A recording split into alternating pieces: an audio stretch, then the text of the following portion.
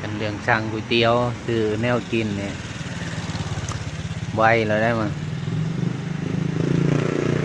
เอาพิเศษเลยส่วนแม่ก็นั่งทาอ้ำตามอย่างนั้นละถ้าจ่ายเงินได้มัน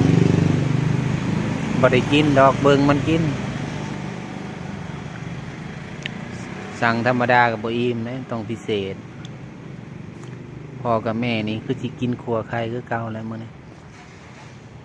เพราะว่าสั่งก๋วยเตี๋ยวให้มันเลยเด้ครัวใครก็มันบ่กินนะกินบ่เป็นต้องแบบข้าวผัดบ่ก๋วยเตี๋ยวบ่หรือว่ากับข้าวเซเว่นมาม่าก็ต้องไปเข้าซื้อในเซเว่นแต่ว่าเฮ็ดงานซอยบ่เนี่ยนี่มันก็ว่าสิเฮ็ดการบ้านอีกมันก็ว่าอยากนอน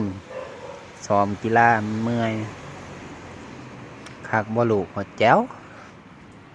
เฮ็ดลูกเฮ็ด